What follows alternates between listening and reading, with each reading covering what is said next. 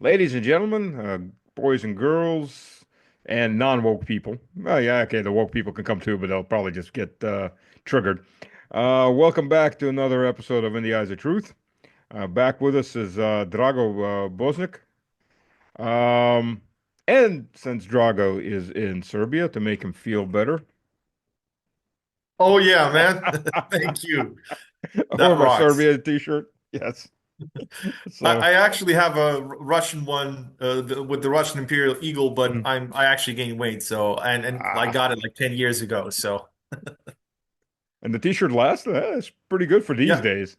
yeah. Hey there, entrepreneurs. Are you feeling the squeeze from increasing regulations and higher taxes? Maybe you've noticed the growing instability and thought there has to be a better way. Well, you're not alone, and that's exactly why you need to consider offshoring your wealth now.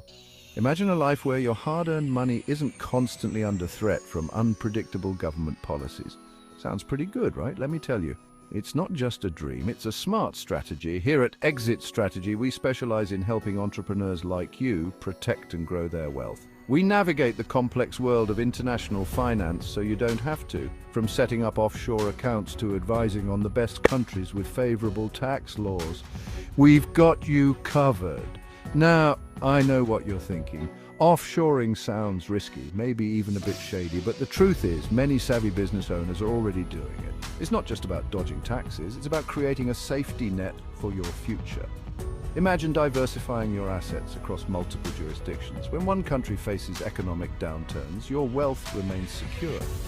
Think of it as an insurance policy against the uncertainties of life. And let's not forget, having a portion of your wealth offshore can open up opportunities for international investments.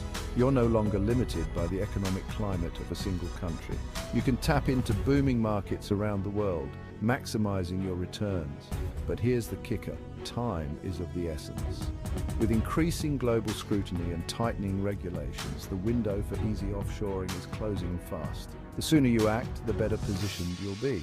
So why wait? Protect your wealth, secure your future, and explore new opportunities with Exit Strategy. Don't let the rising dangers in the US economy catch you off guard. Reach out to us today and take the first step towards financial freedom. Because when it comes to your wealth, playing it safe is the riskiest move of all. Thanks for watching, and remember, your future starts with the decisions you make today. Choose wisely, choose Exit Strategy. Catch you in the next video.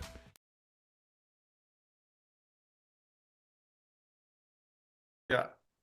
I've still got t-shirts. I got a t-shirt from university with first time I was around back in the early 90s, the PT t-shirt. And I still got some military t-shirts that are, they last and last and last, you know. And the stuff you buy these days, if it's Chinese made, and sometimes it falls apart first time you wash it. Pretty much. It's also because, as it was explained to me by a guy that was an ag major, Chinese cotton is thin and short-stringed, as opposed to Indian or the cotton in the U.S. or in Asia, Central Asia, which is long and thick-stringed, so it's better cotton. So okay, Yeah. so they said, But, anyways. but but the Chinese have their hyper production, so I guess Yeah, that's why they dominate. they're cheap. Yeah. So I see that you are part of the color revolution arc that's brimming all over Central Asia. I'm sorry, Central Europe these days. Um, Yeah. we got the Ukrainians trying to overthrow the Slovakian government, and I guess you got what? You got our Russian liberals doing the liberal thing. Well, I mean, I can't say that the Russian liberals are involved in this one in Serbia in their defense. At least there's Wow. something bad that they're not doing, right? Um, so Something nefarious. yeah, yeah. I mean, I'm going to be honest. There are some normal Russians who came to Serbia, but a lot of them are the liberal kind that doesn't like Russia, let alone Serbia. So Send them to Turkey. yeah, yeah. Or Uh, Albania. right, exactly. What's going on now is, I mean, first of all, just to make it clear, like the Serbian government is largely compliant with the with what the West wants. Like for those people who think that our government is some, I don't know, the beacon of freedom in this EU and NATO occupied Europe. It's not really like, but the point is like they give around 80% of what the West wants. That's the only way for us to survive. But now, because they're preparing for for a conflict with Russia, they don't want anyone behind their back who's not compliant. And that means like even 20% non-compliance, they don't tolerate it, right?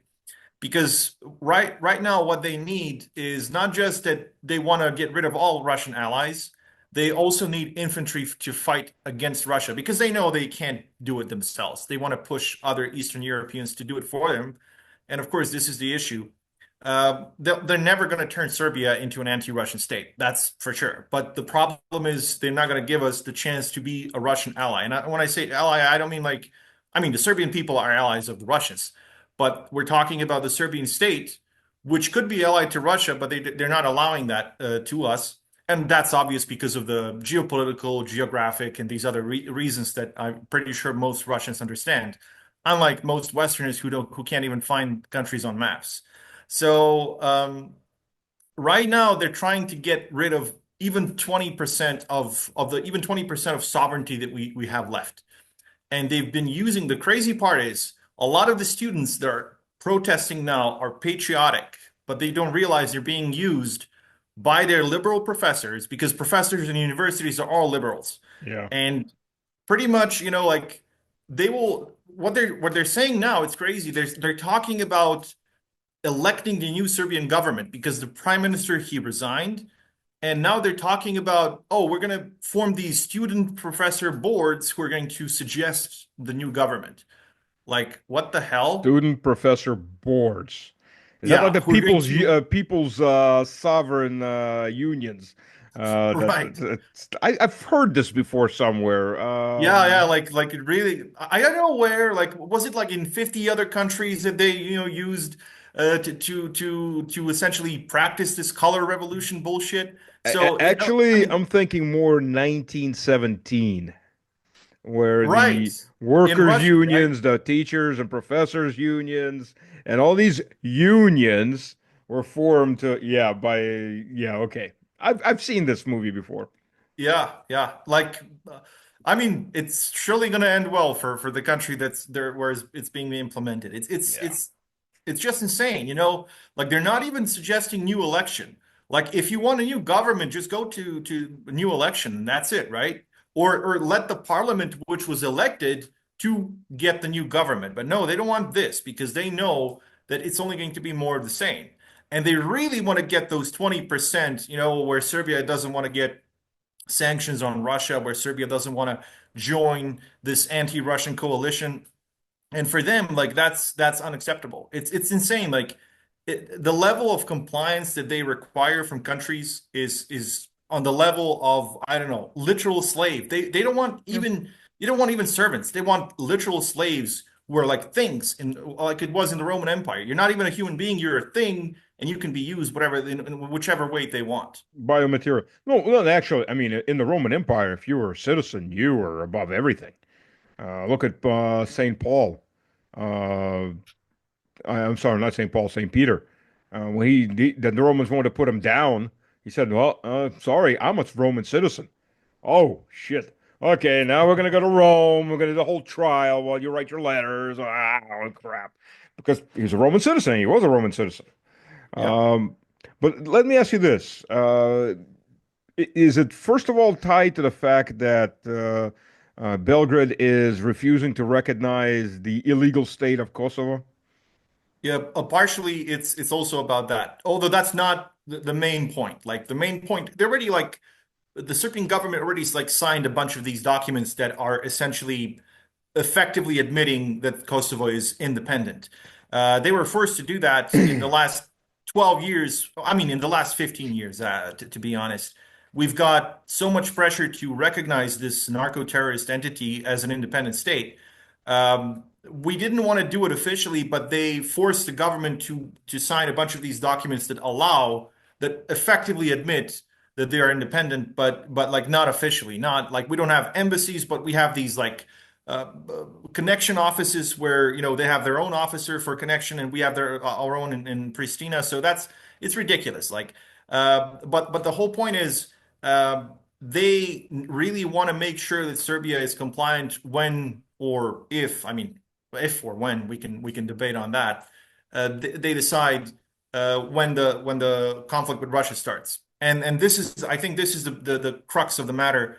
I think these people who are like the ghosts of Clinton and Obama and Biden administrations, they know that their time is running out, and they really want to press as many countries as they can to ensure that all these new governments are compliant with the Brussels, because Trump, as far as I know, Trump is now planning to finance a bunch of these sovereigntist movements within Europe so that he could get Europe to become essentially his own vassal. So Well, it already it's is, crazy. basically.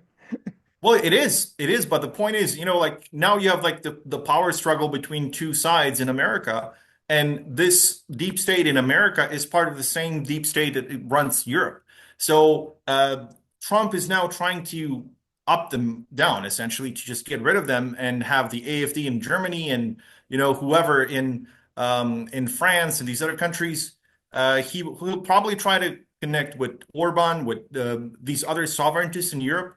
We don't know how that's going to look like, but the point is, right now we're seeing the last attempts of this old deep state to, capture as many countries as possible, and this is why we have so much pressure in Serbia. You know, the amount of issues y- you Euros west of us have created for us when I'm sorry, when the Russian army has to go marching through and resetting all this shit back to order. I mean, look, we're gonna have to rebuild the Byzantine Empire. I mean, that's prophecy already. We're gonna have to rebuild the Serbian Empire. We're gonna have to reconnect the Austro-Hungarian Empire. We're gonna have to split apart Germany. Oh, we're gonna keep Eastern Germany. Sorry, we got to get something out of this. We got to decolonize England down to, Essex and Wessex and Northumbria, um, and France while we're at it, and Italy, decolonize them down to, Lumbria and the Papal States and everything. The amount of crap we're gonna have to do, and never mind what we're gonna have to do with those Swedes. I guess we'll have to make men out of them, or at least Well, out of the females. Um, I think the good thing is when it comes to Serbia, we have a bunch of patriotic people, and I've seen that in the last, I mean, several decades. So for the Russians, all you have to do for Serbia is just get to us, and then we're going to do the rest for at least for us, because right now the problem for us is we're surrounded. Like we're not only surrounded physically, like on all sides. They also have a bunch of these people who are running the show within the country and are battering down all patriotic organizations. They're trying to undermine them from within. In any way that they can, they will try to destroy the patriotic movement in Serbia. That's impossible because like 80% of Serbs are patriotic. Like unless you kill all 80% of us, you're not going to be able to do anything. I don't put Um, anything past their desires. yeah, of course. And the point is for us, the most important thing is to Russia for Russia to have a direct connection with us. And if this happens, I think Serbia would become like the next Belarus in that regard, because for us, like allying ourselves with Russia is the most natural thing to do, because which other country is going to be our natural ally except Russia? Because of not just because of course ethnic and religious reasons, but because of historical reasons. Because we have other countries that are also Slavic and Orthodox and which haven't been always on our side, but Russia has always been Bulgaria. on our. I'm sorry. Yeah, yeah, exactly. Like I mean, for us, this is why Russia is so important, because it's always been. We've never been on different sides, throughout our history. I don't count the communist period because, like, the Tito Stalin fight was a fight between them too. It wasn't a fight between the Serbian and the Russian people. Right. But when it comes to like to a sovereign Serbian nation or a sovereign Russian nation, we were never on opposing sides, not even once. Well, let me ask you, let's walk down history lane. Not too far. We don't need to go way far. Let's start with 1939. How fast did the Yugoslav government collapse? Well, I mean, No, no, just walk with me on this. How fast did the Yugoslav government collapse? well, it collapsed in a few days, essentially. So that's Two it. weeks, I think, was the end of hostilities. And Right. then when the Croats switched sides, and okay, we know all that. Okay, so Hitler had to get rid of Yugoslavia to cover his side because Yugoslavia, the king refused to join Hitler in his crusade against the Soviet Union, i.e., Russia. Okay, just for those people that don't know history. So in 2 weeks, the Soviet Union, I'm sorry, in 2 weeks, Yugoslavia, which was hit by the Germans, which was hit by the Albanians, who were vassals of the Italians, and the Italians, collapses. How many divisions did you tie down inside of Yugoslavia? The partisan and the Chetnik movements that were fighting the Oh, Germans? we got at least like 30 to 40 divisions that were Yeah. supposed to be sent on the Eastern Front. Yeah. So now let's jump forward. So we're gonna batter down the Serbian government, and we're gonna start a war with Russia. How many divisions are you planning on on clamping down this time? What's the Oh over man, under? I don't know. I don't know, but I don't think Europe has the divisions to do it, and they don't have the soldiers to die.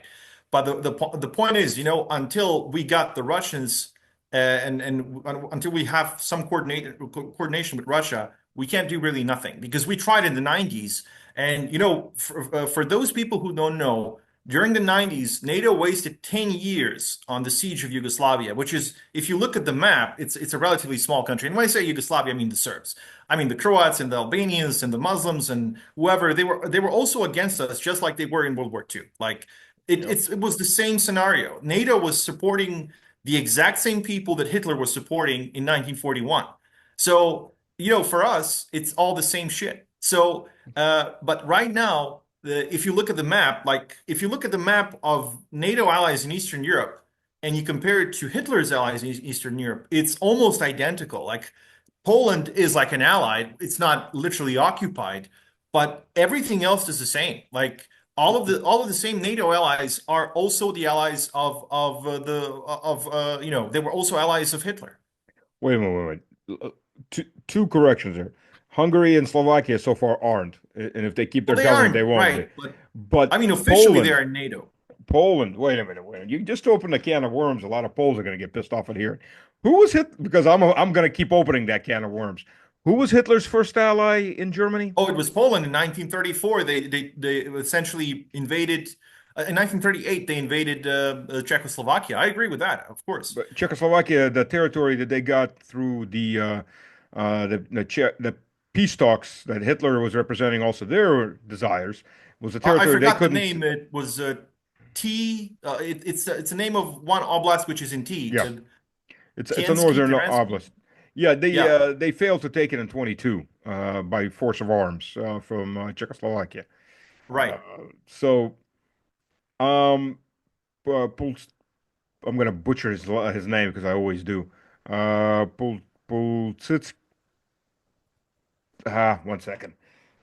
I always butcher the guy's name. The dictator of Poland. Uh, Oh, now that I'm butchering it, you're gonna butcher it. yeah. I'm probably gonna butcher it. It's on the tip of my tongue. Yeah, it's on the tip of my tongue too. So 1 second, I'll look it up. I'll Google it or Yandex it. Uh,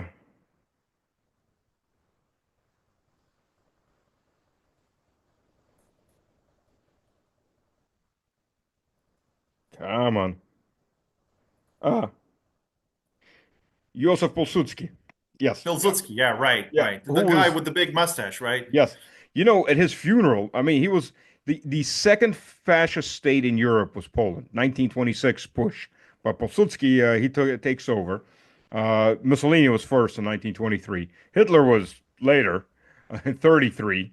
So, Right. Pilsudski, when he was being buried, if you look at the archival photos, so the ceremonies going on in the church, you've got the casket, and if you're looking at the casket on the right side, the honor side, who's sitting there? The entire leadership of the Third Reich. So, Yeah, yeah, voila. exactly. Poles don't like that little fact, historical fact. Yeah, they always talk about the so-called Stalin-Hitler alliance that had invaded Poland, but yeah, they always forget to mention, now that we're talking about this, I always say that I don't believe World War II started on for the September 1st, 1939. I don't believe that. Hmm. I think it started with the Munich Agreement in 1938 when they Hmm. gave the Sudeten Oblast to the Germans. I mean, can you imagine this? The French and the Germans are giving Czech land. I mean, the French and the British are giving Czech land to the Germans. It's ridiculous. And then they say, "Oh, Stalin was allied to Hitler." No, the USSR was supporting the Republicans in Spain for all those years during the Spanish Civil War. Yeah. And now suddenly they want to ally with Hitler after the UK and France did so. It's ridiculous. Well, there's several factors involved here. First of all, Stalin was allied with Czechoslovakia, as a matter of fact. But since Yeah, there was no land bridge between them, he wanted to move his forces through Poland. He asked permission to move his forces to Poland to back up the they Czechs. refused. Right. And the Poles said any movement onto our borders is going to be an act of war, and they were allied with the with Hitler. Uh, Yeah. Second of all, documents have been declassified coming that were coming out of Germany was that the British and the French were planning to start a war with the Soviet Union in 1937, 1938, through Finland and through Iran, which will also explain why Chamberlain was very busy trying to convince Ataturk to invade the Caucasus and why Russia Yeah. kept an army group down in the Caucasus up to 44. Yeah. So, Yeah, and they a didn't little let known, Hitler join the club. also a little, very little known fact is that the France and the UK were actually planning to bomb Russian or actually Soviet, but Russian oil fields in Baku in Yep. 1941, and they Yes, they were were. actually they were trying to do that because for them that was a way to knock out the USSR and make sure that it doesn't have the resources it needs to fight any potential war in Europe. They were planning this in 1937, 1938, and to Hmm. start in 1941. And the, Yep. the, the craziest thing is when Hitler invaded, this was prevented because of that. Like this was a plan that was supposed to go ahead, and Turkey was also supposed to be part of this. So yeah, I mean it's crazy how it's crazy how even the Turks actually backstabbed the USSR, considering the fact that Lenin supported Ataturk in Oh yeah, 1920s. yeah, absolutely.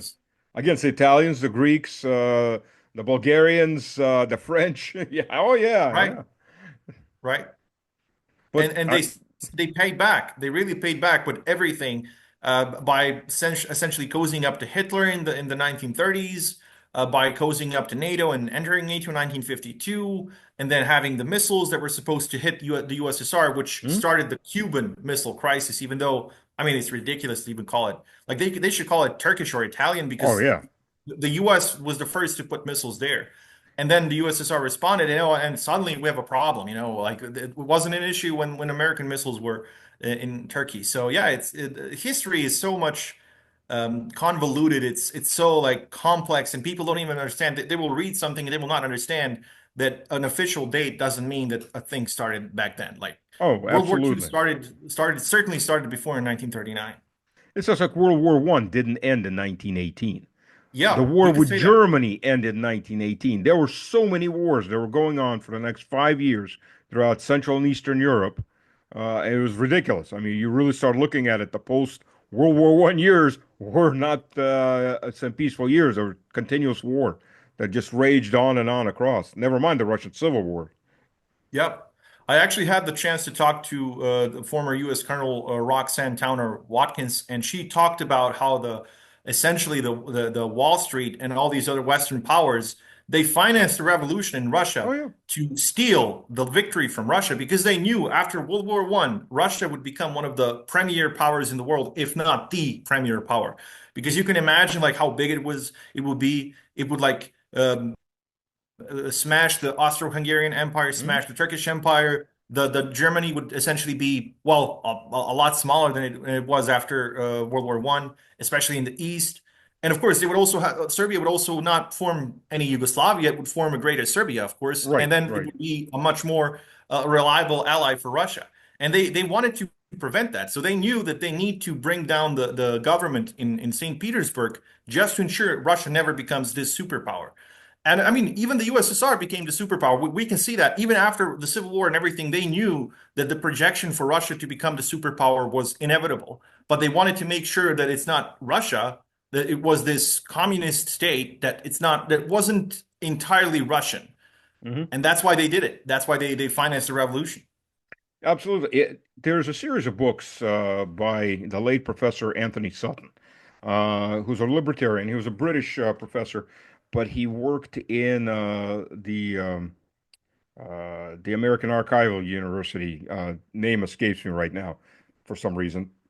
Anyways, so Sutton, his first book was Hoover Institute, the Hoover Institute. So he was fired from the Hoover Institute for writing his first book. When he was trying to get his second book out, he was sued for plagiarism. And as he said in an interview, he died in 2003. He said in an interview, "Yeah, I was sued for plagiarizing my own first book." How exactly do you plagiarize yourself? But it was a lawsuit to try to keep him from publishing.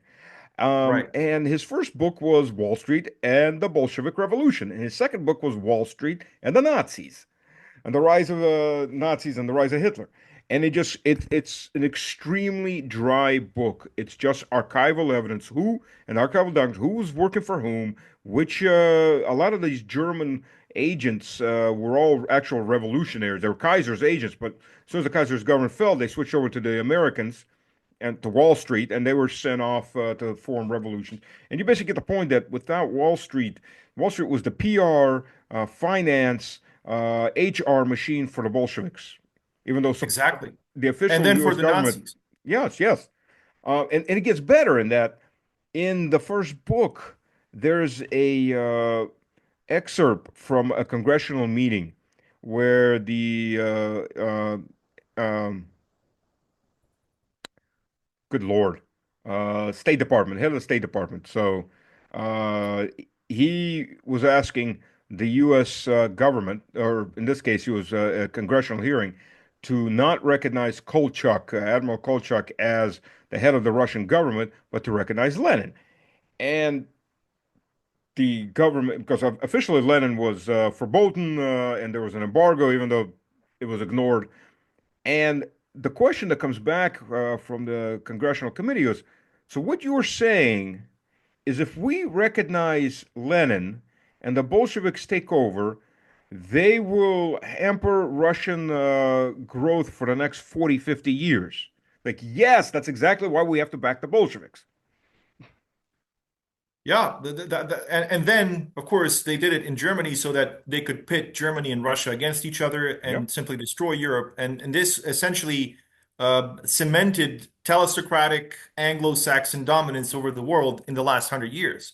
We can see this was largely successful, although I just got to say, in the defense of the Soviet Union, they fucked up because the Soviet Union became a superpower because, of course, its obsession with science and military and so on and so on. And of course, this is good for Russia today. I mean, Russia has the Mhm. hypersonic missiles. America doesn't, even though Russia Oh, we stole it from, stole from them. the. Yeah, We also stole yeah. There apple was. pie, Yeah, about yeah, exactly, 2,000 years ago.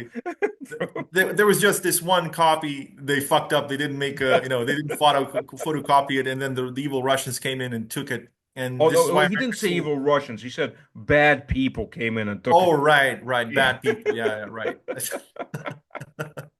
Uh, what, there's one of the things he says, interesting enough, Anthony Sutton says, the concept of the Russian Empire as an agrarian state is absolute BS from the West and from the Bolsheviks.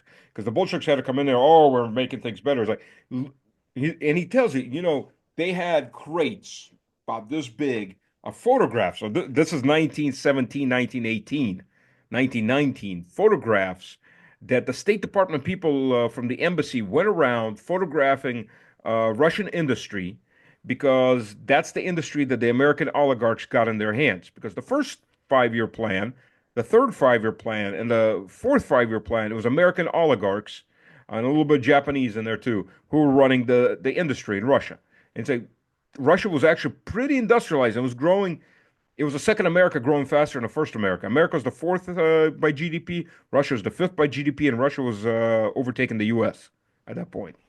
Yeah. Yeah, they just wanted to make sure. I mean, this is what, when Putin mentions Stolypin, I think he was the Minister of Internal Affairs who was killed in 1911, right? So Yeah, well, he was prime minister. he was the prime, right? He was the Hmm. prime minister, right? Exactly. Yeah. So this is where, of course, it's important to understand that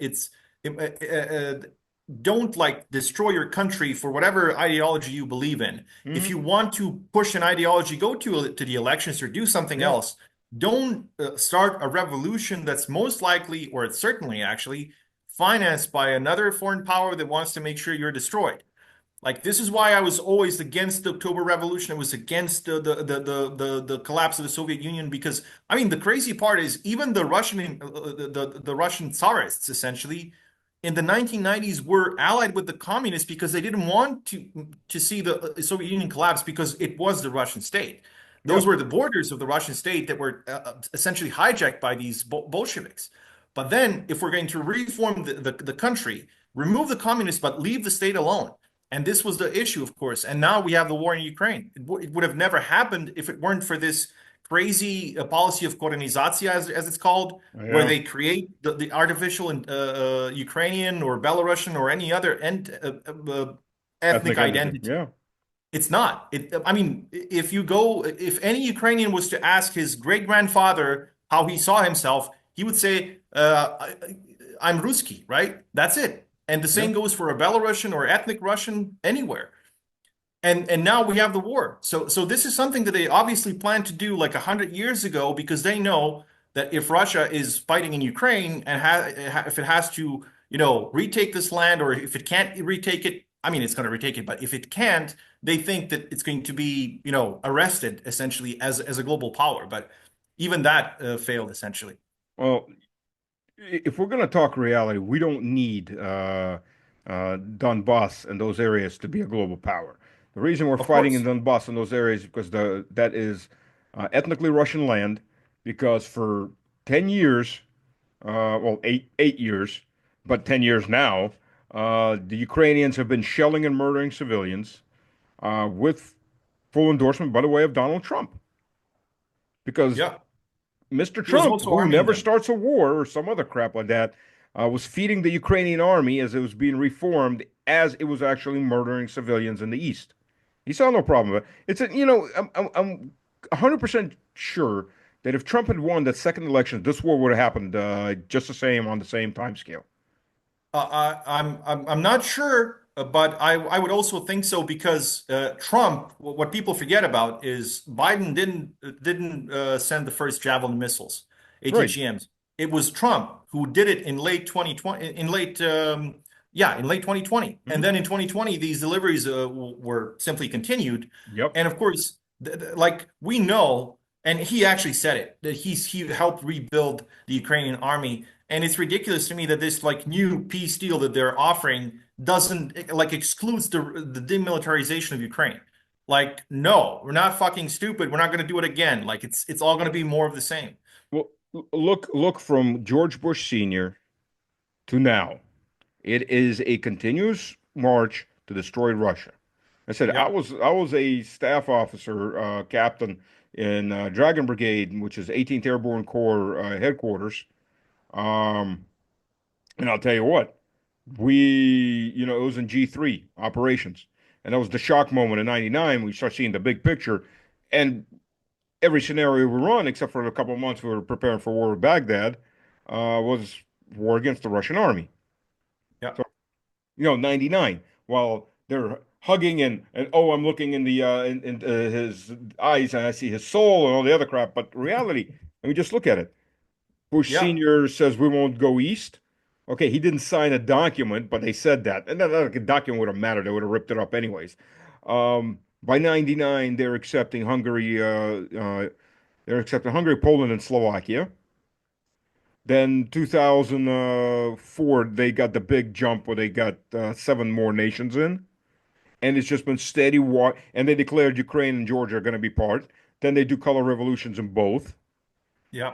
because And people they did forget. that in Yeah, 2007. Like, just for those who don't yeah, know, 2007, like not 2015, 2016, 2020. That was in 2007 when And that was when Putin went to Munich and explained to them in no uncertain terms, guys, you're going to start a fucking war. We're all going to burn to the ground if you continue doing this. Yep. He didn't say it in those words, but he was obviously diplomatic as he always is. But that's what it comes down to. And Yep. then they were all like, "Oh, we don't give a damn about that. Like, Ukraine and Georgia are sovereign nations. They're gonna, make their own decisions. Blah blah blah." I And if mean, they of don't, we'll course, color revolution them. right, right. And color revolutions are democratic uprisings of people, not at all. Like they're not any sort of operations run by the CIA and the State Department. It's ridiculous. I mean, any If they sane are, person. it's just to help those people uprising. Right, That right, of course. giving them flowers, cocaine cookies, or amphetamine Right, cookies. right. We see how Victoria Nuland's cookies were, ended up being for Ukrainians.